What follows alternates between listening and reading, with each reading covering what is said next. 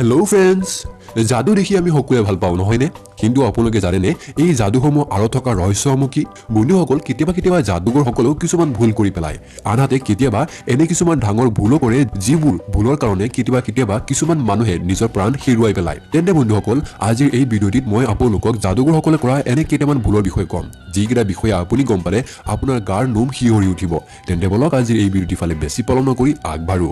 Number 3, water magic. সাধাৰণতে এই যাদুটোত এগৰাকী মহিলাক পানীৰ টেংকিৰ ভিতৰত ডুবাই দিয়া হয়। কিন্তু আটাইতকৈ আচৰিত কথা হ'ল এইটোৱে যে সেই মহিলাগৰাকীৰ হাতত শিকলি বান্ধি দিয়া হয় আৰু পানীৰ ভিতৰত ডুবি থাকিয়ে সেই শিকলিটো খুলিব লগা হয়। কিন্তু এই যাদুটোত ভুল ক'ত হ'ল? তেন্তে কৈ দিওঁ যে যেতিয়া এই মহিলাগৰাকীক পানীৰ টেংকিটোৰ ভিতৰত ডুবাই দিয়া হৈছিল, তেতিয়া সেই মহিলাগৰাকীয়ে বহুত সময়লৈকে সেই শিকলিটো খুলিব পৰা নাছিল, যাৰ ফলত মহিলাগৰাকীয়ে উশাহ নিশাহ ল'ব পৰা নাছিল। কিন্তু ভাগ্য ভাল যে এই মহিলাগৰাকীৰ বন্ধুসকল এৰ ওচৰতে আছিল আৰু ইয়াৰ ফলতে যেতিয়া কক বকাই থকা দেখা পোৱা গ'ল, তেতিয়া তেওঁৰ বন্ধুবৰ্গই গৈ তেওঁক সহায় কৰিলে। কিন্তু আটাইতকৈ আচৰিত কথা হ'ল এইটোৱে, যদি তেওঁৰ বন্ধুবৰ্গই অলপ সময় ৰৈ থাকিলে হয়, তেতিয়াহ'লে নিশ্চয় তেওঁৰ মৃত্যু হ'ল হয়। বন্ধুসকল, যাদুৰ ইমান ডাঙৰ এটা ভুল সমগ্ৰ বিশ্বতে বিখ্যাত। আপোনালোকে চাগে এই ভিডিঅ'টো আগতো ইউটিউবত চাবলৈ পাইছে।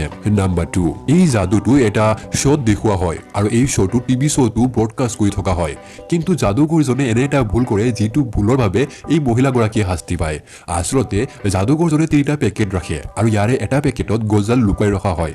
তেওঁ কয় যে এটা পেকেটত জোৰকৈ মাৰি দিয়ক, সেই পেকেটটোত গজাল নহ'ব।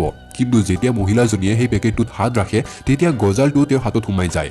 যাদুকৰজনে ভাবিছিল যে গজালটো সেই পেকেটত নহ'বই, কিন্তু এনেকুৱা নহ'লে, বৰঞ্চ ইয়াৰ ওলোটাহে হ'ল। ইয়াৰ ফলতে সেই মহিলাগৰাকীয়েহে শাস্তি পালে, অৰ্থাৎ মহিলাগৰাকীৰ হাতত সেই গজালটো সম্পূৰ্ণ সোমাই যায়।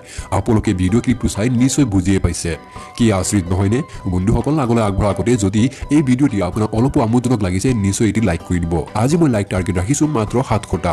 নাম্বাৰ 1, ইয়াত দেখিবলৈ পোৱা যায় যে এজন যাদুগৰে জুইৰ লগত খেলি আছে আৰু দেখা পোৱা যায় যে আনফালে এজনী ছোৱালীয়ে এটি দা হাতত লৈ আছে। যাদুগৰজনে বাৰে বাৰে কয় যে সেই দাটো যাদুগৰজনক দলিয়াই দিব লাগে।